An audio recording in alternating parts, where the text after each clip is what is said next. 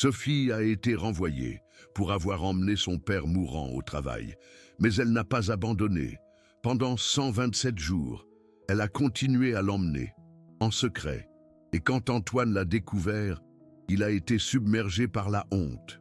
Voici l'histoire d'une aide à domicile qui a choisi de désobéir. Et comment cette désobéissance a enseigné à un milliardaire ce que son argent ne pourrait jamais acheter. Si jamais vous avez eu l'impression que le monde vous obligeait à choisir entre deux impossibilités, restez avec nous, parce que cette histoire va vous briser le cœur. Et ensuite, elle va vous montrer que parfois, les règles sont faites pour être brisées. Antoine Leclerc avait une règle très simple. Sa maison était son havre de paix. Personne n'y entrait sans sa permission. Rien n'était hors de place. Tout fonctionnait avec la précision d'une montre suisse. À 52 ans, il avait bâti une entreprise de technologie valorisée à 500 millions d'euros, contrôle absolu, efficacité maximale, zéro tolérance pour le chaos. Sa maison de 8 pièces à Neuilly-sur-Seine était un reflet parfait de sa philosophie, marbre italien au sol, meubles minimalistes de designer, pas une seule photo personnelle au mur. Cela ressemblait plus à un hôtel particulier qu'à un foyer. Et c'était exactement ce qu'il voulait. Divorcé depuis 5 ans, sans enfant, une décision consciente, les enfants demandaient du temps qu'il n'avait pas, du temps dont son entreprise avait besoin. Il vivait seul, c'était sa préférence. Mais quelqu'un devait maintenir cette perfection, et c'est là qu'intervenait Sophie Dubois. Sophie travaillait pour Antoine depuis 3 ans, 48 ans, visage serein, mains qui ne tremblaient jamais, quelle que soit la difficulté de la tâche. Elle arrivait à 7 heures du matin, elle partait à 7 heures du soir, 12 heures par jour, 6 jours par semaine.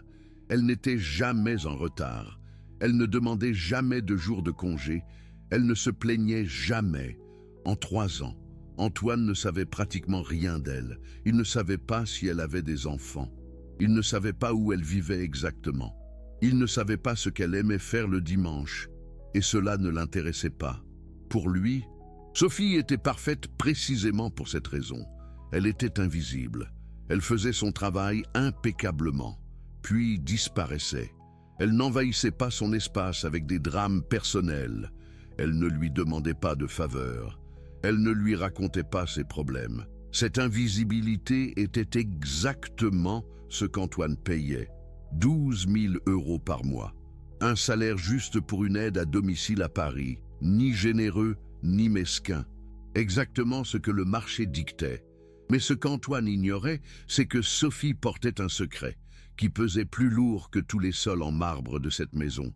Son père était mourant, Monsieur Henri Dubois, 72 ans, sclérose en plaques, diagnostiqué il y a 8 ans. Une maladie qui attaque le système nerveux progressivement, sans pitié, sans remède. Pendant les 5 premières années, Monsieur Henri avait pu marcher avec une canne.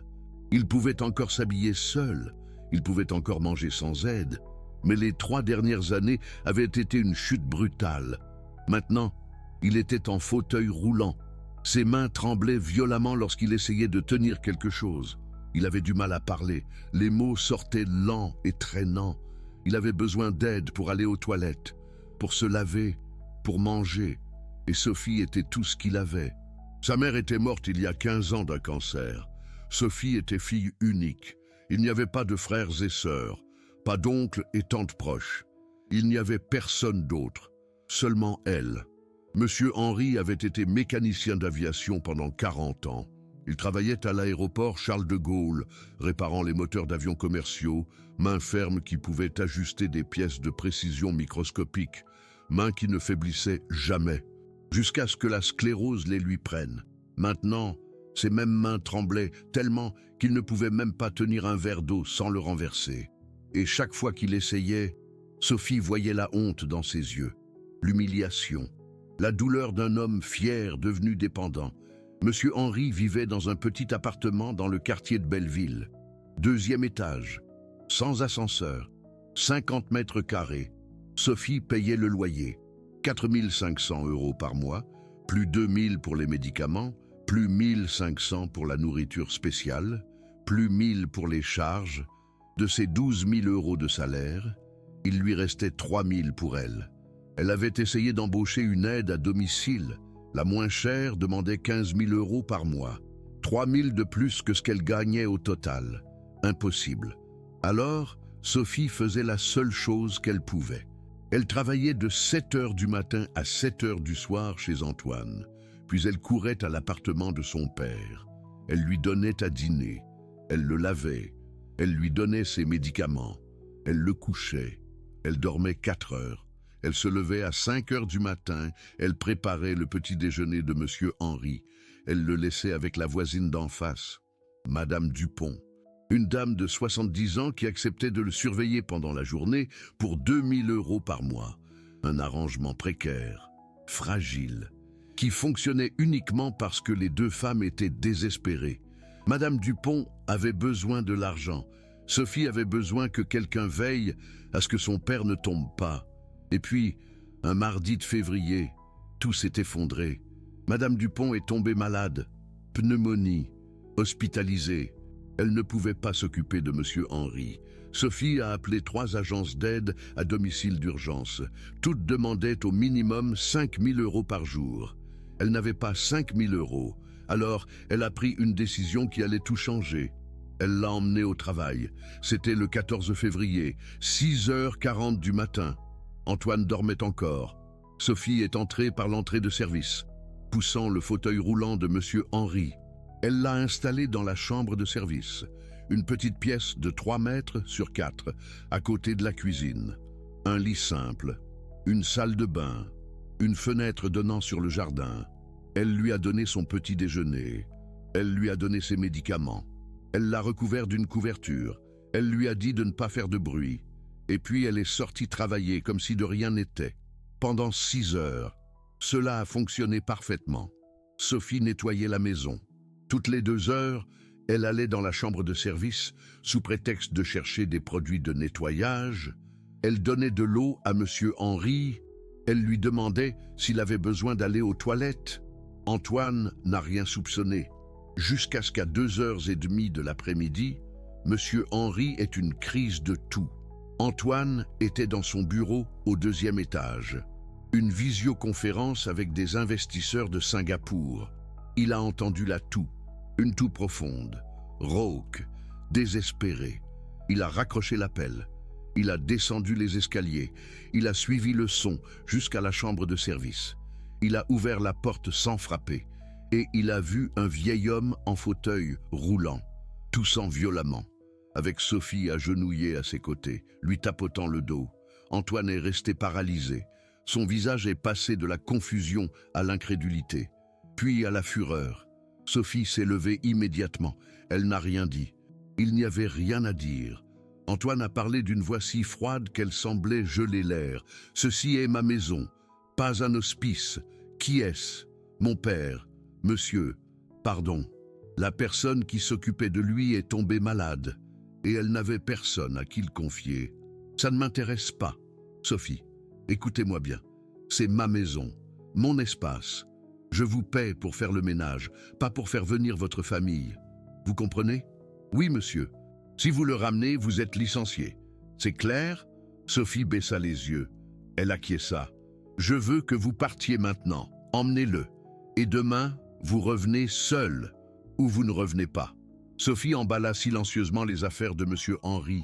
Elle lui mit sa veste, poussa son fauteuil roulant vers la sortie de service. Monsieur Henri regarda en arrière.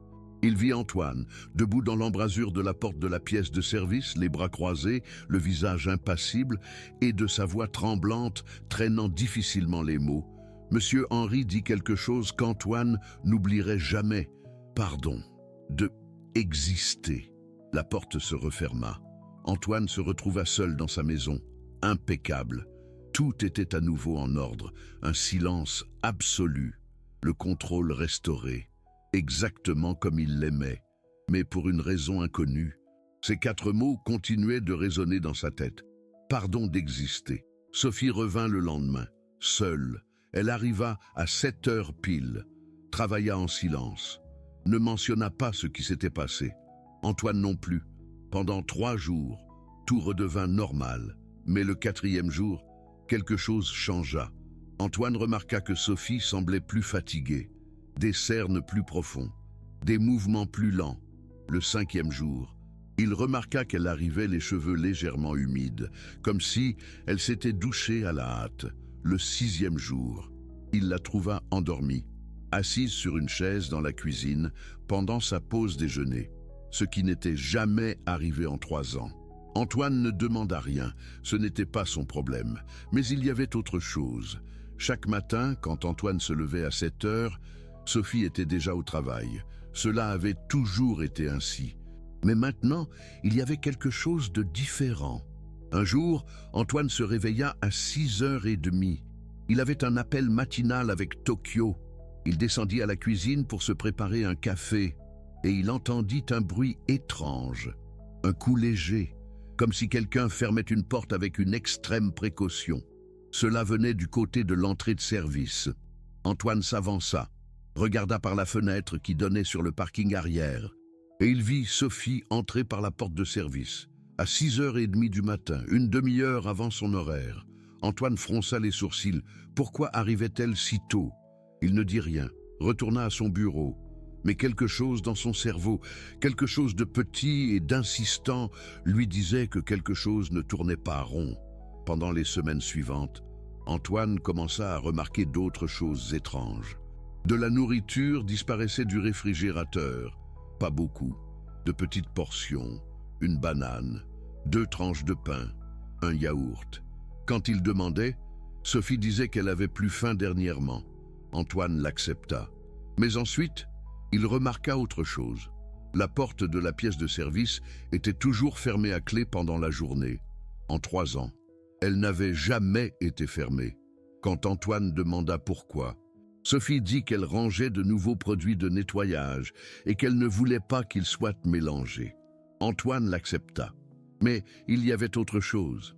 Un jour, Antoine descendit à la cuisine à 6h du matin pour un appel urgent.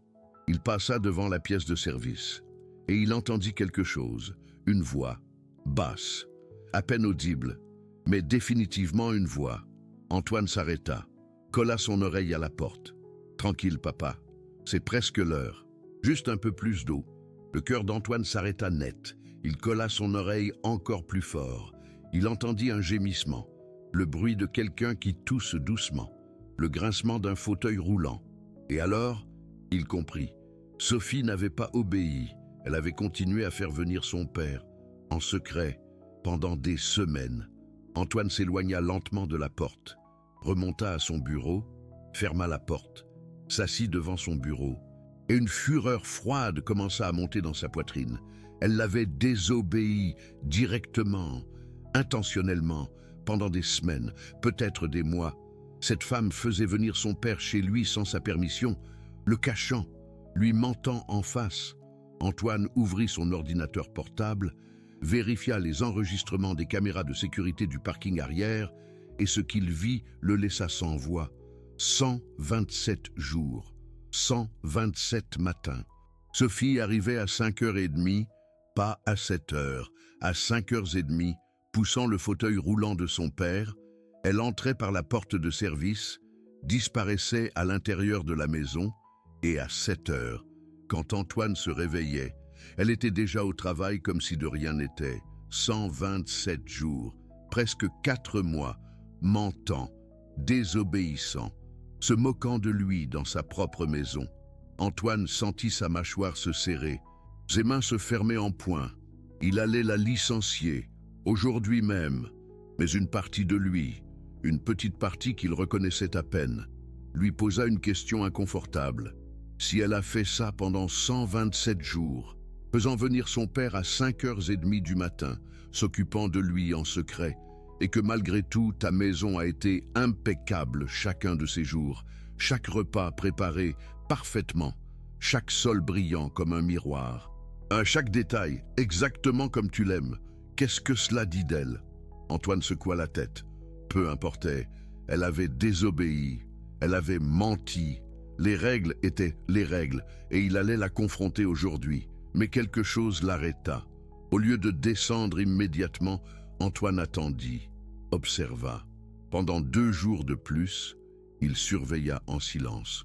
Et ce qu'il vit commença à changer quelque chose en lui, quelque chose qu'il n'attendait pas, quelque chose qui le mettrait mal à l'aise profondément, parce que Sophie Dubois n'était pas seulement une aide à domicile qui désobéissait aux ordres, c'était quelqu'un qui avait trouvé un moyen de faire l'impossible, et Antoine était sur le point de découvrir le prix qu'elle avait payé pour ses 127 jours. Si cette histoire vous met mal à l'aise, c'est bien, parce que ce qui arrive est pire, parce qu'Antoine va découvrir quelque chose qui va le détruire. Et il va se rendre compte que pendant 127 jours, il a été le méchant de cette histoire sans le savoir. Pendant les 2 jours suivants, Antoine fit quelque chose qu'il n'avait jamais fait en 3 ans. Il observa. Il observa vraiment, pas sa maison, pas si les sols étaient propres ou si sa chemise était repassée. Il observa Sophie, le premier jour. Il se réveilla à 5h15 du matin, mettant une alarme silencieuse, s'habillant dans l'obscurité, descendant les escaliers sans faire de bruit, se cachant dans le salon, derrière les rideaux donnant sur le parking arrière, et il attendit. À 5h32 du matin, un vieux taxi s'arrêta devant l'entrée de service. Sophie descendit la première, ouvrit la porte arrière, sortit le fauteuil roulant plié, le déplia avec des mouvements rapides et précis qui témoignaient de mois de pratique. Puis elle aida M. Henry à sortir du taxi. Le vieil homme se déplaçait avec une lenteur douloureuse. Ses jambes répondaient à peine. Sophie le soutenait d'une main sous le bras, l'autre dans son dos. Elle l'installa dans le fauteuil roulant avec une tendresse qui fit remonter quelque chose d'inconfortable dans la poitrine d'Antoine. Elle paya le chauffeur de taxi, attendant qu'il s'en aille. Puis, elle poussa le fauteuil vers l'entrée de service. Elle ouvrit la porte avec une clé, entra, referma la porte, sans faire de bruit. Antoine regarda sa montre, 5h38 du matin. Il ne bougea pas de sa cachette. Attendit 15 minutes. Puis, il se dirigea furtivement vers la chambre de service. La porte était fermée, mais pas à clé. Il y avait une petite fente. Antoine se détesta pour ce qu'il faisait, mais il ne pouvait pas s'arrêter. Il regarda par la fente, et ce qu'il vit le laissa immobile. Sophie était agenouillée devant M. Henry. Elle tenait une assiette de bouillie d'avoine dans une main, une cuillère dans l'autre. Elle lui donnait à manger lentement, attendant patiemment, à chaque fois que le vieil homme avait du mal à avaler. Mais ce n'était pas seulement ça.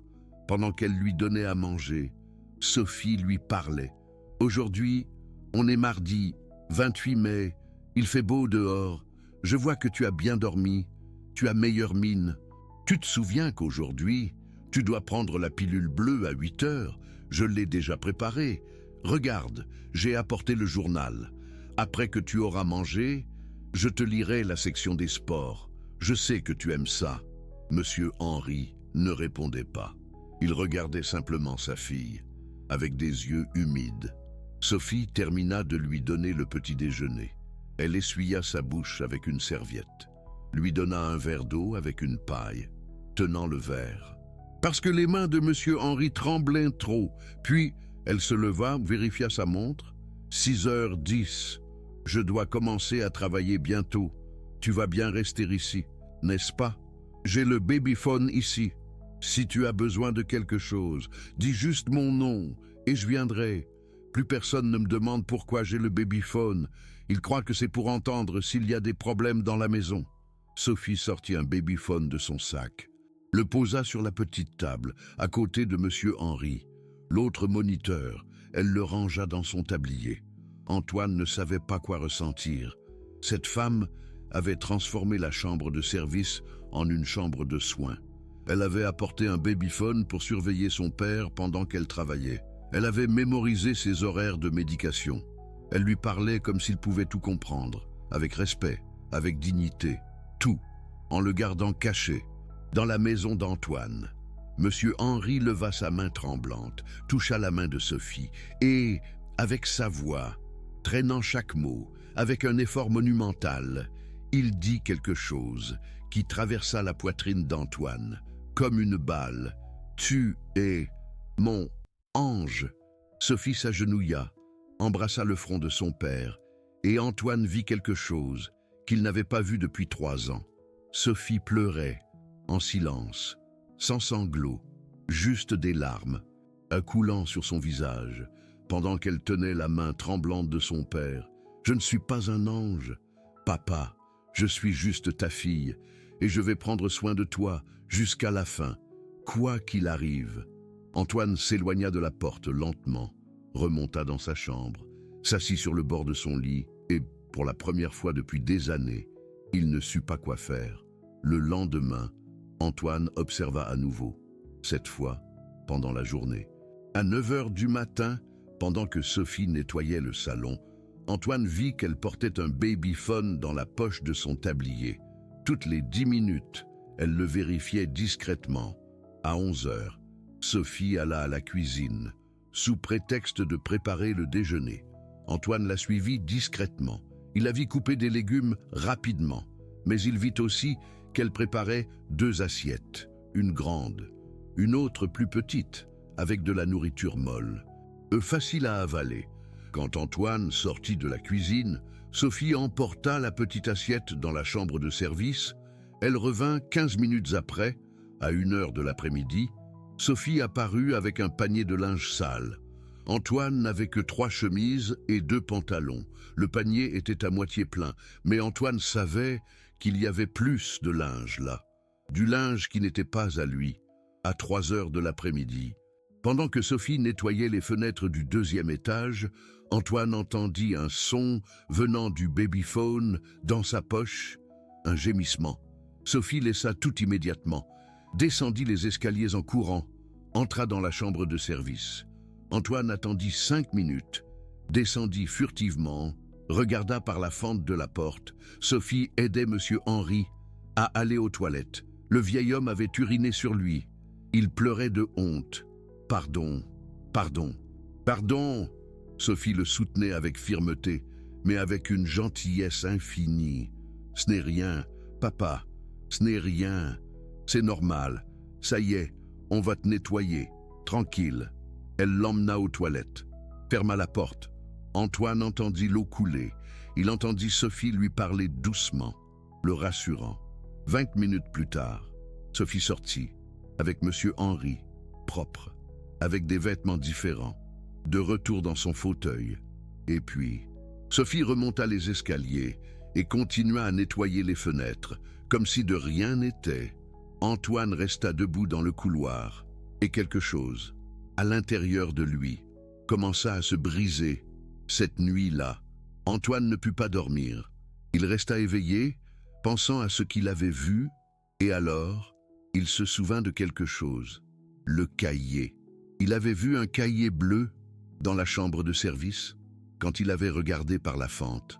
À 2 heures du matin, Antoine descendit furtivement, entra dans la chambre de service. Monsieur Henry dormait dans le petit lit, respirant avec difficulté. Antoine vit le cahier sur la table, l'ouvrit, et ce qu'il lut le détruisit.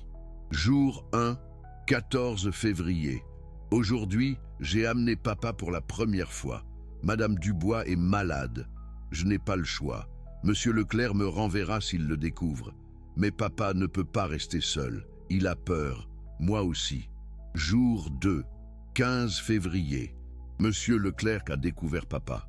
Il m'a ordonné de ne plus jamais l'amener. Papa s'est excusé d'exister. J'ai pleuré toute la nuit. Demain, je reviens seul. Je ne sais pas quoi faire de papa. Jour 3, 16 février. J'ai laissé papa seul dans l'appartement. Quand je suis revenu à 7 heures du soir, je l'ai trouvé par terre. Il était tombé. Il avait un coup à la tête. Il a pleuré en disant qu'il ne voulait pas être un fardeau. Je lui ai promis que je trouverais une solution. Jour 4, 17 février. J'ai pris une décision. Je vais le ramener, en secret. Monsieur Leclerc se lève à 7 heures. J'arriverai à 5h30. Papa sera dans la chambre de service. Je travaillerai normalement. Personne ne doit le savoir. C'est la seule façon. Jour 5, 18 février. Ça a marché. Je suis arrivé à 5h30. J'ai installé papa. À 7 heures, j'ai commencé à travailler. Monsieur Leclerc n'a rien soupçonné. Papa s'est très bien comporté. Il n'a pas fait de bruit. Je lui ai dit que c'était temporaire. J'ai menti. Antoine tourna les pages rapidement. Chaque jour, Sophie avait écrit une entrée, 127 jours d'entrée. Jour 23, 8 mars. Papa a eu une crise de toux. J'ai pensé que Monsieur Leclerc l'entendrait. Mes mains tremblaient, mais il était en visioconférence avec des écouteurs. Il n'a pas entendu. Jour 45, 30 mars. Je dors 3 heures par nuit. Je me lève à 4 heures du matin pour préparer papa. Nous sommes arrivés ici à 5h30. Je travaille jusqu'à 7 heures du soir. Je ramène papa, je le lave, je lui donne à dîner. Je me couche à 1 heure du matin. Je ne sais pas combien de temps je vais pouvoir tenir comme ça. Jour 67, 21 avril. Je me suis endormi en nettoyant la cuisine aujourd'hui. Monsieur Leclerc m'a réveillé. Il m'a demandé si j'allais bien. J'ai dit oui, j'ai menti. Je suis épuisé, mais je ne peux pas m'arrêter. Papa a besoin de moi. Jour 89, 13 mai. Papa a failli m'appeler quand Monsieur Leclerc était prêt. Je lui ai doucement couvert la bouche. Je l'ai supplié de ne pas faire de bruit. Il a pleuré. Moi aussi. Ça ne peut plus durer comme ça. Mais je n'ai pas d'autre choix. Jour 103, 27 mai. J'ai acheté un babyphone. Maintenant, je peux entendre si papa a besoin de moi pendant que je travaille. J'ai dit à Monsieur Leclerc que c'était pour entendre s'il y avait des bruits étranges dans la maison. Il m'a cru. Jour 127, 20 juin. Aujourd'hui, Monsieur Leclerc est descendu plus tôt que d'habitude. Il a entendu ma voix dans la buanderie. Je crois qu'il se doute de quelque chose. Je ne sais pas quoi faire. S'il me renvoie, je ne sais pas comment je paierai le loyer de papa. Je ne sais pas comment je paierai ses médicaments. S'il vous plaît, mon Dieu, aidez-moi. Antoine ferma le carnet. Ses mains tremblaient. Il retourna dans sa chambre, s'assit sur son lit et se couvrit le visage avec ses mains. 127 jours. 127 jours que cette femme vivait dans la terreur d'être découverte. 127 jours qu'elle dormait 3 heures par nuit. 127 jours qu'elle s'occupait de son père mourant en secret tout en gardant la maison d'Antoine absolument impeccable. Et il avait été sur le point de la renvoyer. Il l'avait menacée.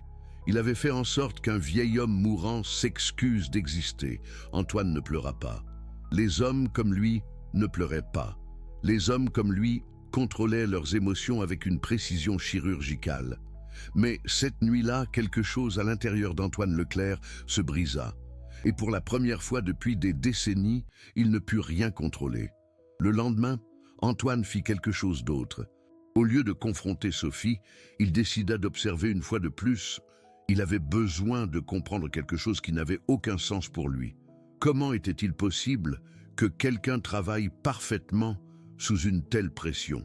À 5h30 du matin, Antoine était réveillé. Il observa depuis la fenêtre Sophie arriver avec Henri. La routine habituelle, rapide, efficace, silencieuse. Mais cette fois, Antoine continua d'observer depuis différents angles tout au long de la journée. Et il commença à remarquer des détails qui le déchiraient. À 7h15, Sophie nettoyait la salle à manger. Antoine vit que ses mains tremblaient légèrement à cause de la fatigue, mais elle continuait à travailler. À 9h, alors qu'elle passait la serpillière, Sophie s'arrêta une seconde, ferma les yeux, inspira profondément et puis continua. À 11h, Antoine la vit préparer le déjeuner. Elle coupait des légumes mécaniquement, avec des mouvements qui parlaient d'un épuisement absolu. Mais chaque coupe était parfaite. À 2h de l'après-midi, alors qu'elle pliait du linge, Sophie s'assit sur une chaise pendant 30 secondes. Seulement 30 secondes. Puis, elle se releva et continua. Antoine n'avait jamais remarqué ces pauses auparavant, parce qu'elles duraient si peu de temps qu'elles étaient invisibles. Mais maintenant qu'il observait vraiment, il les voyait toutes, et chacune était comme un coup de poignard dans sa poitrine. À 4h de l'après-midi, Antoine décida de faire quelque chose qu'il n'avait jamais fait. Il parla à Sophie. Pas pour la renvoyer, juste pour parler. « Sophie, pouvez-vous venir un instant, s'il vous plaît ?» Sophie arriva immédiatement. Visage serein, mains jointes. Oui, monsieur, asseyez-vous, s'il vous plaît. Sophie hésita. Les aides à domicile ne s'asseyaient pas en face de leurs employeurs, mais Antoine insista. Je vous en prie. Sophie s'assit, dos droit, main sur ses genoux. Antoine ne savait pas comment commencer. Alors, il posa une question simple. Depuis combien de temps travaillez-vous pour moi? 3 ans et 4 mois, monsieur. Et pendant tout ce temps, êtes-vous déjà arrivé en retard? Non, monsieur. Avez-vous déjà demandé un jour de congé, seulement le jour des morts l'année dernière, monsieur, pour visiter la tombe de ma mère? Antoine hocha la tête lentement. Pourquoi travaillez-vous si dur, Sophie? Sophie le regarda. Et pour la première fois en 3 ans, Antoine vit quelque chose dans ses yeux. Fatigue, douleur, désespoir, mais aussi détermination. Parce que c'est mon travail, monsieur. Et parce que j'ai besoin de l'argent. Pourquoi faire? Sophie baissa les yeux. Pour m'occuper de mon père. Antoine sentit sa gorge se serrer. Votre père, celui que vous avez amené ici il y a quelques mois. Oui, monsieur. Je m'excuse encore pour cela. Ça n'arrivera plus.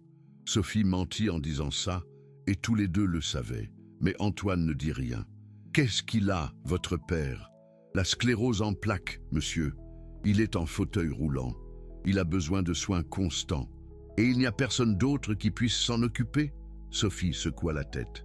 Ma mère est morte il y a 15 ans. Je suis fille unique. Il n'y a que lui et moi. Et une aide-soignante professionnelle? Sophie sourit.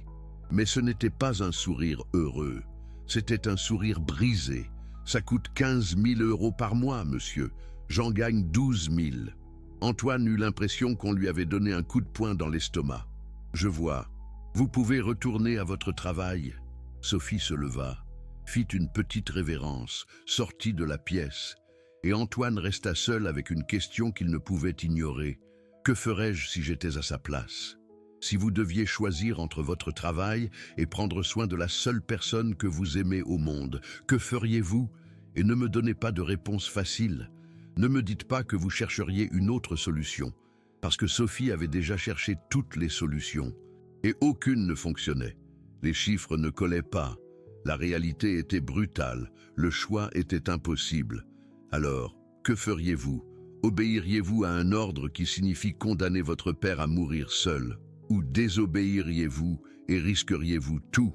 Ne mentez pas, parce qu'au fond, vous connaissez déjà la réponse. Vous feriez exactement ce que Sophie a fait. Cet après-midi-là, Antoine fit quelque chose qu'il n'aurait jamais pensé faire. Il alla dans la buanderie à 6 heures du soir, alors que Sophie se préparait à ramener Henri. Il frappa à la porte, attendit. Sophie ouvrit, son visage pâli. « Monsieur, puis-je entrer ?» Ce n'était pas une question. Sophie se poussa. Antoine entra. Il vit Henri dans son fauteuil roulant avec une couverture sur les jambes. Une couverture tricotée à la main, bleue et blanche, avec le nom Henri brodé dans un coin. Antoine regarda la couverture. Puis, il regarda Sophie. « Qui a fait ça ?» Sophie hésita. « Moi, monsieur, le soir, après avoir couché mon père, je n'arrive pas à dormir beaucoup de toute façon, alors je tricote. » Antoine sentit quelque chose se briser dans sa poitrine. « Combien de temps ça vous a pris? 3 mois, monsieur ?» Antoine s'agenouilla devant Henri. Le vieil homme le regarda avec des yeux effrayés. « Monsieur Dubois, je m'appelle Antoine. C'est ma maison. Et j'ai besoin de vous demander pardon. » Henri cligna des yeux, confus. « Pour quoi faire? Pour vous avoir fait sentir que vous deviez vous excuser d'exister. Personne ne devrait ressentir ça. Et c'est moi qui me suis trompé. » Antoine se leva. Il regarda Sophie. « Demain, tu n'as pas besoin de l'amener en secret. » Sophie resta immobile, incrédule. Elle n'arrivait pas à croire ce qu'elle entendait. « Monsieur, demain, amène ton père, mais ne le cache pas. Plus de secret. Mais vous avez dit... » « Je sais ce que j'ai dit, et je me suis trompé. » Antoine sortit de la pièce de service, et derrière lui, il entendit quelque chose qui l'empêcherait de dormir cette nuit-là. Sophie, qui pleurait. Pour la première fois depuis 127 jours, elle pleurait de soulagement. Mais ce qu'Antoine ignorait, c'est que l'histoire était loin d'être terminée.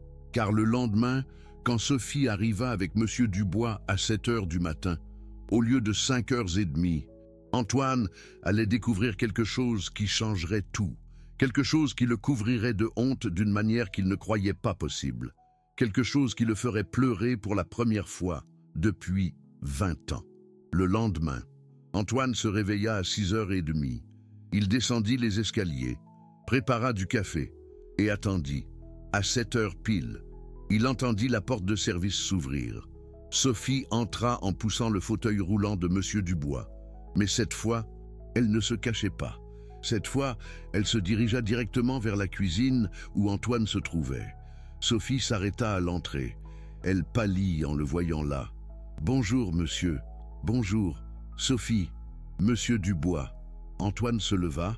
Il marcha vers Monsieur Dubois, s'agenouilla devant lui. « Monsieur Dubois, cette maison a 8 chambres. 7 sont vides. J'aimerais que l'une d'elles soit la vôtre. » Sophie laissa échapper un sanglot. Monsieur Dubois regarda Antoine. Les larmes aux yeux, Antoine continua. « Vous n'avez plus à rester dans la pièce de service. Vous n'avez plus à vous cacher. Vous n'avez plus à vous excuser d'exister. C'est aussi votre maison. » Sophie s'agenouilla. Elle embrassa son père. Ils pleuraient tous les deux. Et Antoine réalisa quelque chose qui le remplit de honte. En 3 ans, il n'avait jamais vu Sophie comme un être humain à part entière, seulement comme une aide à domicile. Il n'avait jamais demandé après sa famille, après ses peurs, après ses rêves. Il n'avait jamais vu que derrière cette femme invisible, il y avait une fille qui sacrifiait tout pour son père. Et cette honte allait le changer pour toujours. Ce même matin, Antoine fit quelque chose que Sophie n'attendait pas. Il appela un architecte. Il lui demanda d'adapter une des chambres du rez-de-chaussée pour une personne en fauteuil roulant. Salle de bain accessible, rampe, barre d'appui. 2 semaines, dit l'architecte. Antoine répondit, « Vous avez 1 semaine. » En attendant, M. Dubois pouvait rester dans la pièce de service, mais plus caché, plus en secret. Pendant les jours suivants, Antoine commença à remarquer des choses qu'il n'avait jamais vues. Il remarqua que Sophie arrivait à 7 heures, pas à 5h30, et qu'elle paraissait moins fatiguée. Il remarqua que M. Dubois, quand il n'était pas terrifié d'être découvert, était en réalité un homme doux et éduqué. Il remarqua que quand Sophie donnait à manger à son père, elle lui chantait des chansons à voix basse, des vieilles chansons des années 60. Et il remarqua que M. Dubois, malgré ses mains tremblantes, malgré sa difficulté à parler, souriait. Antoine commença à faire quelque chose d'étrange. Chaque matin, avant de monter à son bureau, il passait par la pièce de service et saluait M. Dubois. « Bonjour, Monsieur Dubois. Comment avez-vous dormi ?» M. Dubois le regardait avec surprise à chaque fois, comme s'il n'arrivait pas à croire que le milliardaire qu'il avait chassé lui demandait maintenant comment il avait dormi. « Bien, merci. » Au début, les conversations étaient courtes. Antoine ne savait pas quoi dire. Monsieur Dubois non plus.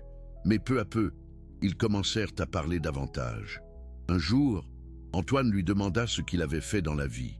Et Monsieur Dubois, avec sa voix lente et laborieuse, lui raconta sa carrière de mécanicien aéronautique.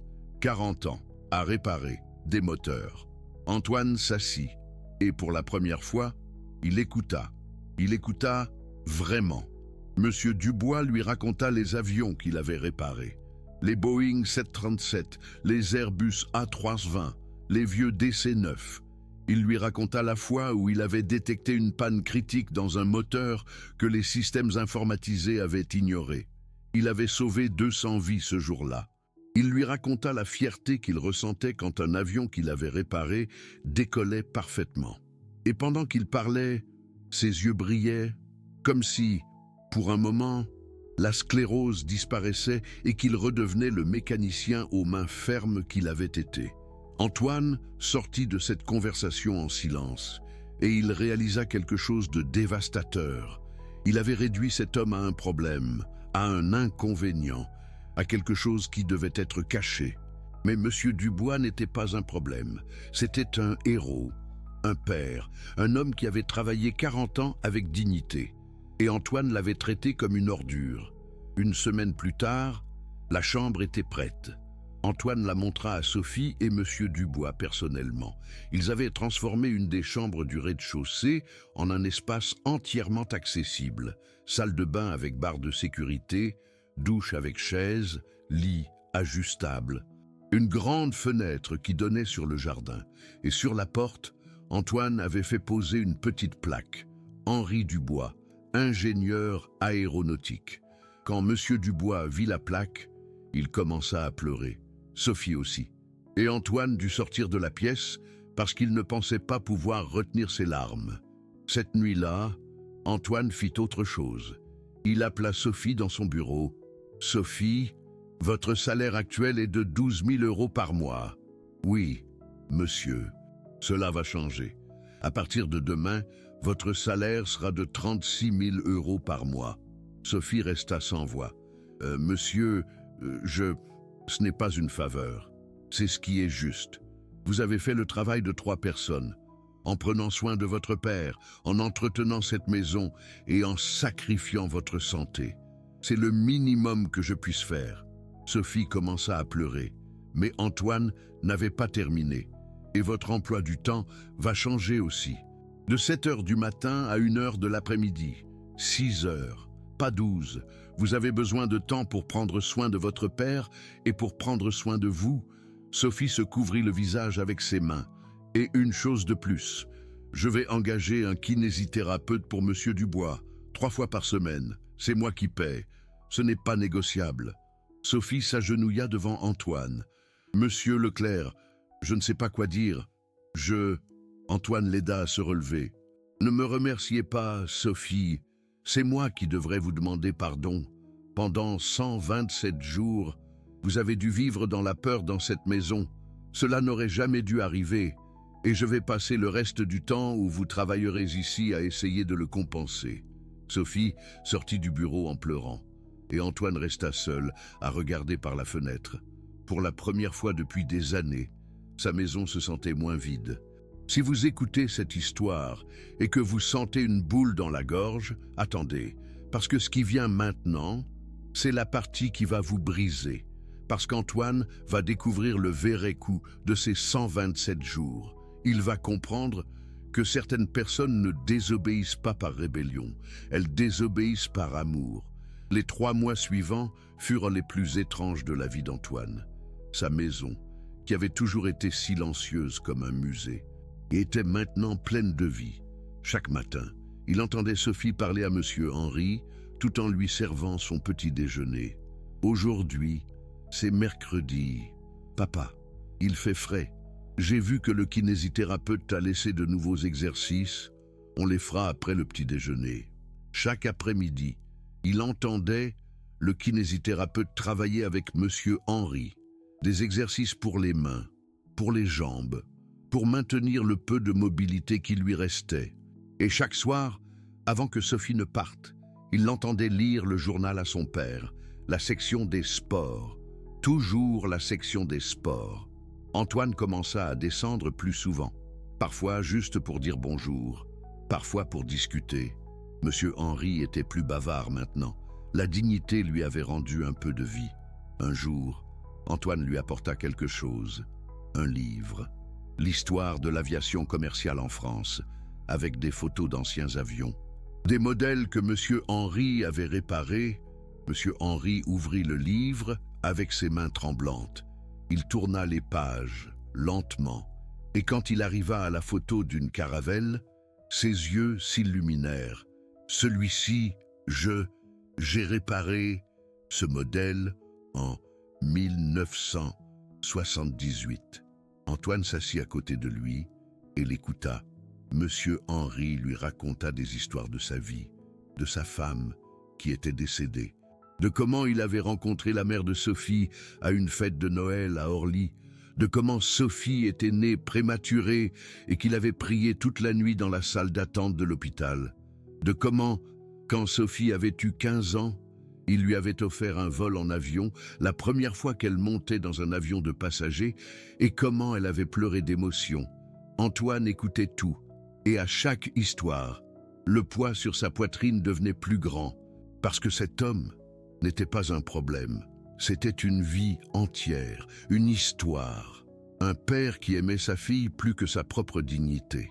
Un jour, Antoine arriva tôt à la maison. Il était 11 heures du matin. Il entra par la porte principale et il entendit quelque chose qui le stoppa net, des rires. Il venait de la chambre de Monsieur Henri. Antoine marcha silencieusement vers là-bas. Il regarda par la porte entr'ouverte. Sophie était assise à côté de son père. Elle avait un album de photos dans les mains. Elle montrait les photos à Monsieur Henri, lui décrivant chacune parce qu'il ne pouvait pas tenir l'album. « Regarde, papa, celle-ci, c'est du jour de ma remise de diplôme. Tu te souviens, j'ai pleuré parce que je pensais que tu n'allais pas arriver. Mais tu es arrivé, même avec ton uniforme d'Orly. » Monsieur Henri souriait, et avec sa voix laborieuse. Il dit quelque chose qui fit qu'Antoine resta immobile. « Tu es ma fierté. » Sophie embrassa le front de son père. « Et tu es mon héros, papa. » Antoine s'éloigna en silence. Il monta dans son bureau, ferma la porte, et pour la première fois en 20 ans, Antoine Leclerc pleura. Il ne pleura pas parce que la scène était triste. Il pleura parce qu'elle était belle. Il pleura parce que pendant 127 jours, cette beauté avait existé dans sa maison en secret, dans une chambre de service, cachée, terrifiée d'être découverte. Il pleura parce qu'il avait été la raison de cette terreur.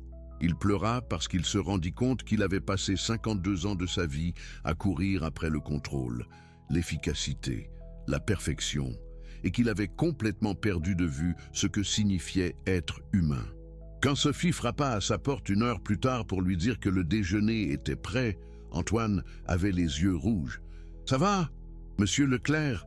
Antoine acquiesça. « Je vais bien, Sophie. Juste, je réfléchissais. » Sophie se retourna pour partir. « Sophie, attendez. » Elle s'arrêta. « Je veux que vous sachiez quelque chose. Ce que vous avez fait, amener votre père ici pendant 127 jours, prendre soin de lui en secret, travailler parfaitement malgré tout, ce n'était pas de la désobéissance, c'était de l'amour. Et moi, j'aurais dû voir ça dès le début. » Sophie sourit, un sourire petit mais sincère. « Merci, monsieur Leclerc, ça signifie beaucoup. » Quand elle partit, Antoine resta à regarder par la fenêtre et il prit une décision. Il allait changer, pas seulement avec Sophie et monsieur Henri, avec tout, le jour suivant. Antoine fit quelque chose que son équipe de direction n'avait jamais espéré. Il convoqua une réunion de toute l'entreprise, 300 employés, et leur annonça quelque chose qui laissa tout le monde sous le choc. À partir d'aujourd'hui, notre entreprise aura un nouvel avantage. Il s'appellera Programme de soutien aux aidants. Tout employé ayant un membre de sa famille atteint d'une maladie chronique ou d'un handicap recevra 12 semaines de congés payés par an. De plus, l'entreprise subventionnera jusqu'à 10 000 € par mois pour embaucher des aides à domicile professionnel. Le silence dans la salle était absolu. Je sais que c'est inhabituel. Je sais que cela affectera nos marges.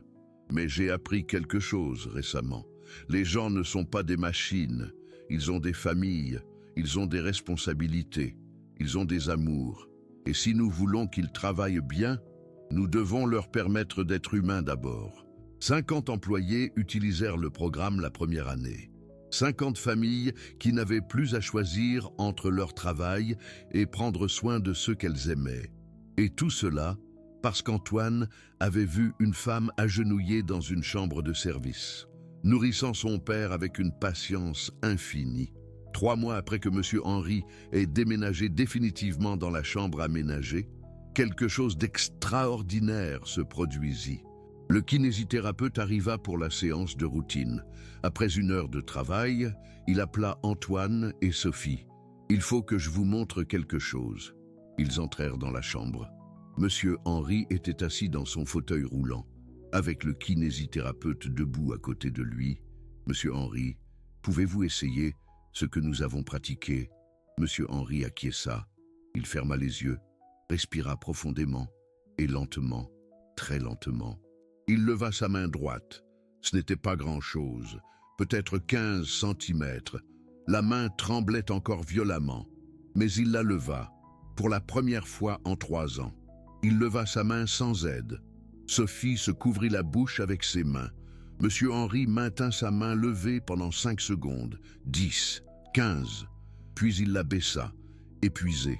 Et avec sa voix laborieuse, il regarda Antoine et dit quelque chose qu'aucun des présents n'oublierait jamais. « Merci de me laisser vivre. » Antoine dut quitter la pièce. Il ne voulait pas que personne le voie pleurer encore une fois. Cette nuit-là, Antoine s'assit dans son bureau, il ouvrit son ordinateur portable et écrivit quelque chose dans son journal personnel. Quelque chose qu'il n'avait jamais écrit auparavant. Pendant 52 ans, j'ai couru après le contrôle. J'ai construit un empire, j'ai gagné des millions. J'ai eu tout ce que le monde dit que vous devez avoir pour réussir, mais je vivais dans une tombe chère, une maison sans vie, un cœur sans but, Sophie Dubois, une aide à domicile qui gagne une fraction de ce que je gagne, m'a appris plus sur l'humanité en 127 jours que je n'en ai appris dans toute ma vie. Il m'a appris que la désobéissance peut être de l'amour, que les règles sont parfois faites pour être brisées, qu'il y a des choses plus importantes que le contrôle, et qu'un homme en fauteuil roulant qui ne peut même pas tenir un verre d'eau a plus de dignité dans son petit doigt tremblant que moi dans tout mon corps. Aujourd'hui, Monsieur Henri a levé la main. 15 centimètres, 15 centimètres, qui pour lui ont été comme escalader l'Everest. Et j'ai pleuré, parce que j'ai réalisé que les miracles ne viennent pas sous forme de guérison complète. Ils viennent sous forme de 15 centimètres, d'un sourire, d'un homme disant « merci de me laisser vivre ». Si je pouvais remonter au 14 février, quand j'ai trouvé Monsieur Henri toussant dans ma dépendance, je ferais tout différemment. Je ne le renverrai pas, je lui demanderai pardon de ne pas l'avoir invité plus tôt, mais je ne peux pas revenir en arrière, je peux seulement aller de l'avant et honorer ce que Sophie m'a enseigné, qu'une maison sans humanité n'est pas un foyer, c'est une tombe, et je ne veux plus vivre dans une tombe. Antoine ferma son ordinateur portable. Il regarda par la fenêtre vers le jardin et pour la première fois depuis des années, il sourit. Parce que sa maison avait enfin ce qui lui avait toujours manqué, la vie. 6 mois après le jour où Monsieur Henri a levé sa main pour la première fois, quelque chose d'encore plus extraordinaire s'est produit. Antoine descendit un matin et trouva Monsieur Henri assis dans son fauteuil roulant dans le jardin. Sophie était à côté de lui lisant le journal. Mais il y avait quelque chose de différent. Monsieur Henri avait quelque chose dans sa main, un crayon et un papier. Antoine s'approcha lentement. « Monsieur Henri, qu'est-ce que vous faites ?» Monsieur Henri leva les yeux, sourit, et de sa voix laborieuse, dit « J'écris mon nom ». Antoine regarda le papier, et ce qu'il vit le laissa sans voix. Sur le papier, avec une écriture tremblante, presque illisible, mais inconfondible, étaient écrits 2 mots, Henri Dubois. La première fois en 3 ans que Monsieur Henri écrivait son propre nom. Sophie avait les larmes aux yeux. On a commencé à s'entraîner il y a 2 mois. Le kinésithérapeute disait que c'était impossible, mais papa n'a pas abandonné. Antoine s'agenouilla devant Monsieur Henri. Monsieur Henri, vous savez ce que cela signifie ? Monsieur Henri acquiesça lentement. Ça signifie que j'existe. Encore. Antoine sentit sa gorge se serrer. Vous avez toujours existé. Monsieur Henri, toujours. Ce soir-là, Antoine fit quelque chose qu'aucun d'eux n'attendait.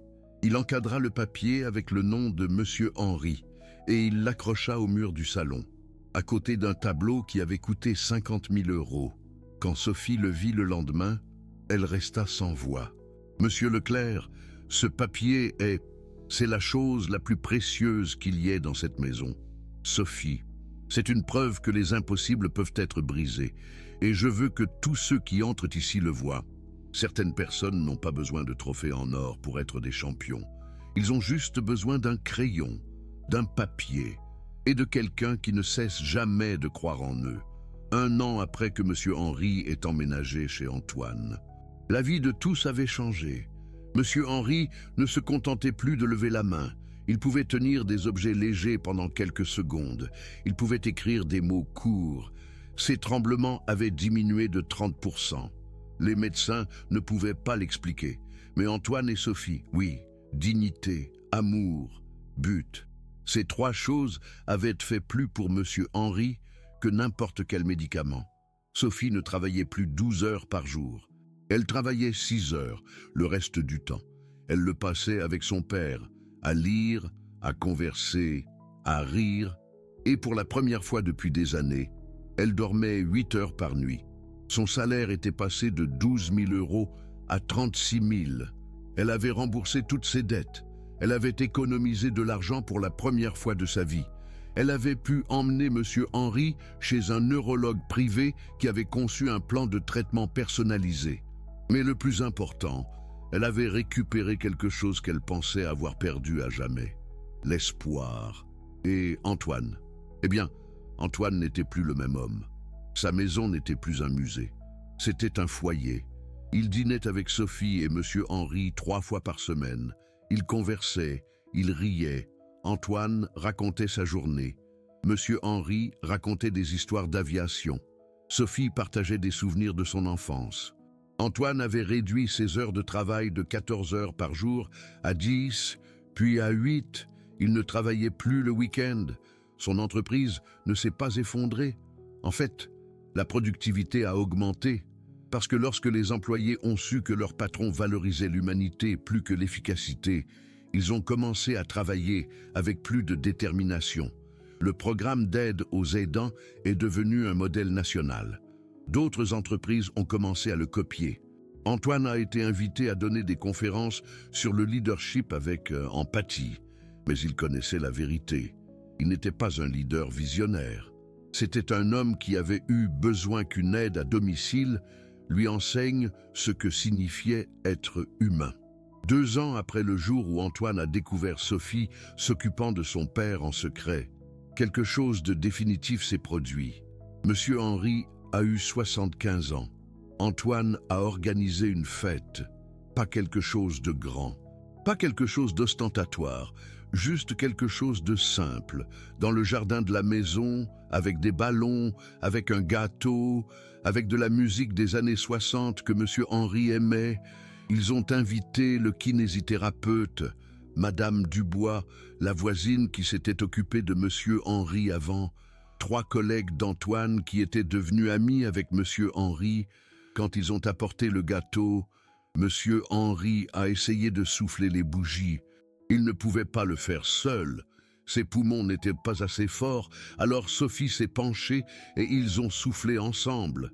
Les bougies se sont éteintes et Monsieur Henry, avec les larmes aux yeux, a dit quelque chose que personne n'oublierait. C'est le meilleur anniversaire de ma vie. Antoine regarda autour de lui. Il vit Sophie serrant son père dans ses bras. Il vit Madame Dubois essuyant ses larmes. Il vit le kinésithérapeute souriant. Et il réalisa quelque chose. C'était la vie qu'il avait cherchée pendant 52 ans. Elle n'était pas dans des bureaux de direction. Elle n'était pas dans des comptes bancaires. Elle n'était pas dans des maisons vides de 8 chambres. Elle était ici, dans un jardin, avec un gâteau, avec un vieil homme en fauteuil roulant qui avait réappris à souffler des bougies, avec une femme qui avait désobéi par amour, et avec un milliardaire qui avait appris que tout contrôler signifie perdre tout ce qui compte. Cette histoire n'a pas de fin parfaite, parce que la vie réelle n'est pas comme ça. Monsieur Henry n'a jamais complètement guéri. La sclérose en plaques est dégénérative, mais elle a cessé de s'aggraver, et cela, pour eux, était un miracle. Sophie n'a jamais cessé d'être aide à domicile, mais elle n'était plus invisible, elle était de la famille. Et Antoine n'a jamais cessé d'être milliardaire, mais il a cessé d'être un homme vide. 3 ans plus tard, lorsqu'un journaliste a demandé à Antoine quelle avait été la meilleure décision commerciale de sa vie, sa réponse a surpris tout le monde. Ce n'était pas une acquisition, ce n'était pas une stratégie de marché. C'était le moment où j'ai cessé de voir les gens comme des ressources et que j'ai commencé à les voir comme des êtres humains. C'était le moment où une aide à domicile m'a enseigné que l'obéissance aveugle n'est pas une vertu, que parfois Les règles les plus importantes sont celles qu'on brise par amour. Le journaliste a demandé de quel employé je parlais. Antoine a souri. De celle qui a sauvé ma vie en désobéissant à mes ordres. Aujourd'hui, si vous visitez la maison d'Antoine Leclerc, vous verrez quelque chose d'inhabituel. Sur le mur principal du salon, un côté d'œuvre d'art qui coûte plus cher qu'une voiture. Il y a un papier encadré. Sur ce papier, avec une écriture tremblante, presque illisible, sont écrits 2 mots, Henri Dubois. Et en dessous, une petite plaque qui dit « La preuve que les impossibles ne sont que des invitations à désobéir à ce que le monde dit qu'on ne peut pas faire. » Si cette histoire vous a brisé le cœur, c'est bien. Parce qu'il y a des milliers de Sophie dans le monde en ce moment même. Des personnes qui doivent choisir entre leur travail et prendre soin de ceux qu'elles aiment. Des personnes qui dorment 3 heures par nuit. Des personnes qui portent des fardeaux invisibles pendant que le monde leur exige la perfection. Et il y a des milliers d'Antoine aussi. Des personnes qui ont tellement de contrôle qu'elles ont perdu leur humanité. Des personnes qui vivent dans des maisons vides. Des personnes qui confondent le succès avec la vie. La question est, lequel êtes-vous? Et plus importante encore, qu'allez-vous faire à ce sujet? Vous avez 2 options maintenant. Vous pouvez oublier cette histoire, continuer votre journée, prétendre qu'elle ne vous a pas affecté, ou vous pouvez vous rappeler que de petits gestes sauvent des vies, que demander comment va quelqu'un peut tout changer, que derrière chaque personne invisible, il y a une histoire qui mérite d'être vue. Antoine Leclerc était un milliardaire, qui avait tout et rien. Sophie Dubois était une aide à domicile, qui n'avait rien et tout. Et monsieur Henri Dubois était un homme qui a appris qu'exister ne nécessite la permission de personne. Cette histoire a commencé avec 127 jours de secret, et s'est terminée avec une vérité que personne ne peut cacher, que l'amour n'obéit pas, que l'humanité ne se négocie pas, et que parfois, les héros portent des uniformes d'aide à domicile. Quelle histoire de votre propre vie n'avez-vous jamais racontée, parce que vous croyez que personne ne l'apprécierait? Quelles règles avez-vous enfreintes par amour? Quelle personne invisible dans votre vie mérite d'être vue? Ne répondez pas maintenant. Pensez-y simplement, parce que peut-être, juste peut-être, vous aussi, vous avez 127 jours de quelque chose qui attend d'être libéré. Et peut-être, juste peut-être, quelqu'un attend que vous soyez son Antoine, ou sa Sophie, ou son monsieur Henri, qui refuse d'arrêter d'exister. Cette histoire est terminée, mais la vôtre continue. Qu'allez-vous en faire?